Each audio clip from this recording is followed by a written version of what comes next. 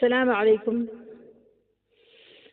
حجاج بن یوسف، اس کا نام تو سب لوگوں نے سنا ہی ہوگا۔ یہ ایک بہت بڑا ظالم شخص تھا۔ جس طرح اس نے نیک کام کیے، اسی طرح اس کا ظلم بھی حد سے بڑا ہوا تھا۔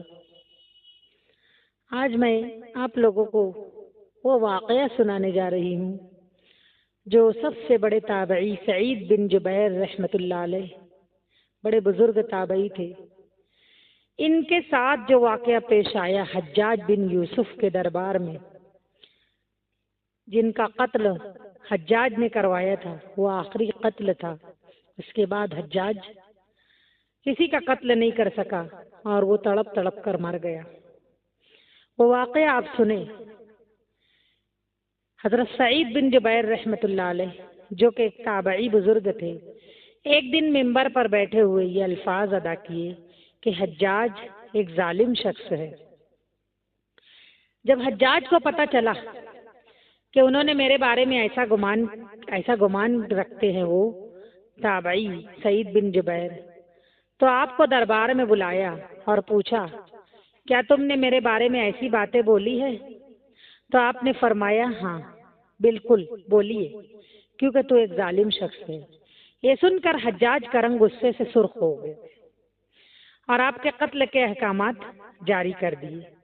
جب آپ کو قتل کے لیے دربار سے باہر لے جانے لگے تو آپ یعنی حضرت سعید بن جبیر رحمۃ اللہ علیہ مسکرا دیے، اور ان کا مسکرانا حجاج بن یوسف کو ناگوار گزرا۔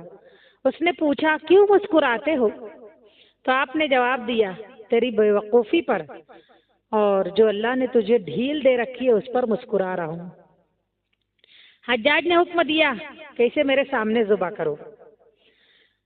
جب خنجر گلے پر رکھا گیا تو آپ نے اپنا منہ قبلے کی طرف کر لیا اور یہ جملہ فرمایا، یا اللہ، میرا چہرہ تیری طرف ہے، میں تیری رضا پر راضی ہوں۔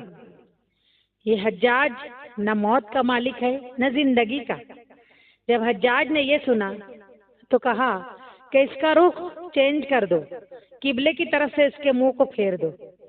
جب قبلے سے رخ ان کا موڑ دیا تو سعید بن جبیر رحمۃ اللہ علیہ نے فرمایا، یا اللہ، رخ جدھر بھی ہو تو ہر جگہ موجود ہے، مشرق مغرب ہر طرف تیری حکمرانی ہے۔ میری دعا ہے کہ میرا قتل اس کا آخری ظلم ہو، میرے بعد اسے کسی پر مسلط مت کرنا۔ جب آپ کی زبان سے یہ جملہ ادا ہوا، اس کے ساتھ ہی آپ کو قتل کر دیا گیا، اور اتنا خون نکلا ان کے جسم سے، اتنا خون بہا کہ پورا دربار تر ہو گیا۔ تو ایک سمجھدار بندہ جو وہاں اس وقت موجود تھا محفل میں، اس نے کہا کہ اتنا خون تب نکلتا ہے جب کوئی خوشی خوشی مسکراتا ہوا اللہ کی رضا پر راضی ہو جاتا ہے، تب اتنا خون نکلتا ہے۔ حجاج بن یوسف کے نام سے سب واقف ہے، سب کو معلوم ہے۔ حجاج کو عبد الملک نے مکہ، مدینہ، طائف، یمن کا نائب مقرر کیا تھا، اور اپنے بھائی بشر کی موت کے بعد اسے عراق بھیج دیا، جہاں سے وہ کوفہ میں داخل ہوا۔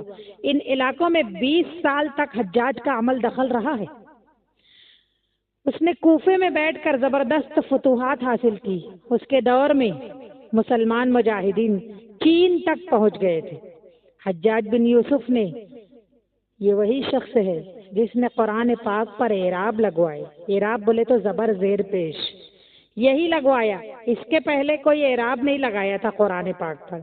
اس کا سب سے بڑا کارنامہ دنیا کا یہی ہے کہ اس نے قرآن پاک پر اعراب لگوا دیا، زبر زیر پیش تشدید جزم، کہ آج ہر ہندوستانی، ہر عجمی اس کو اعراب کے ساتھ لگا کر پڑھ لیتا ہے۔ تو اسی نے قرآن میں اعراب لگوائے۔ اللہ تعالیٰ نے اسے بڑی فصاحت، بلاغت اور شجاعت سے نوازا تھا۔ حجاج حافظ قرآن بھی تھا، شراب نوشی اور بدکاری سے بچتا تھا۔ وہ جہاد کا دھنی اور فتوحات کا حریص تھا، مگر اس کی تمام اچھائیوں پر اس کی ایک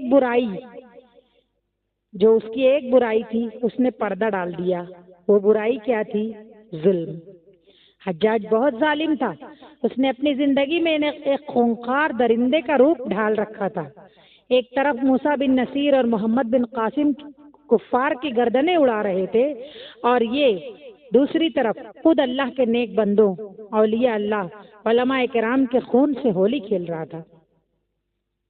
حجاج نے 1,20,000 انسانوں کو قتل کیا ہے.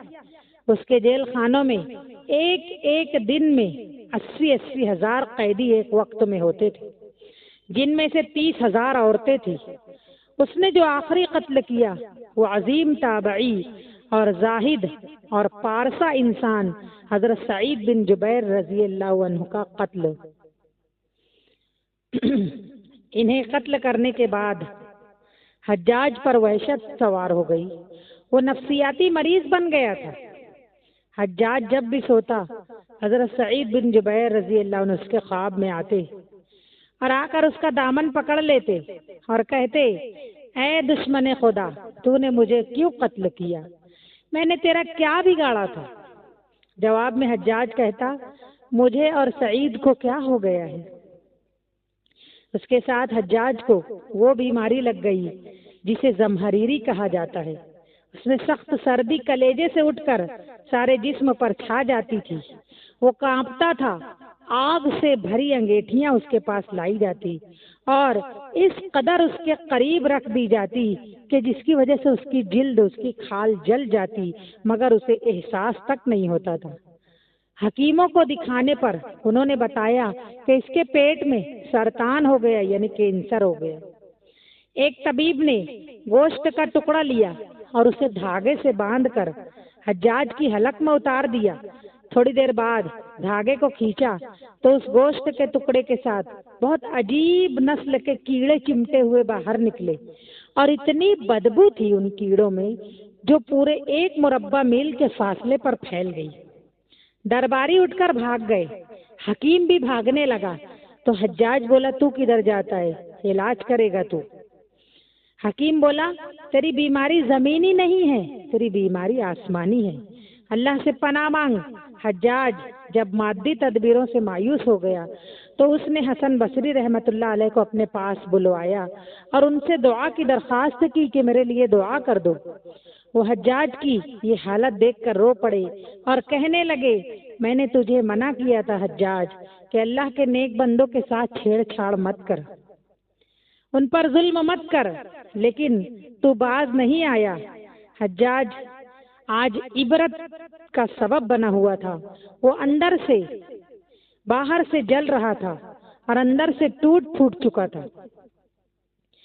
حضرت سعید بن جبیر رضی اللہ عنہ کی وفات کے 40 دن کے بعد اس کی بھی موت ہو گئی. حجاج کو بھی موت ہو گئی.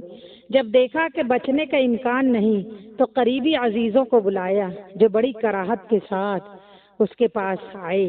وہ بولا، میں مر جاؤں تو جنازہ رات کو پڑھانا اور صبح ہو تو میری قبر کا نشان بھی مٹا دینا، کیونکہ لوگ مجھے مرنے کے بعد قبر میں بھی نہیں چھوڑیں گے.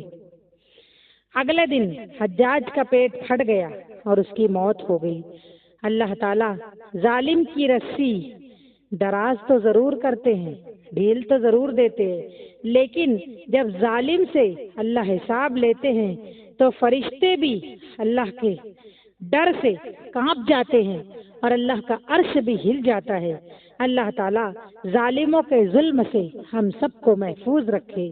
آمین ثم آمین یا رب العالمین.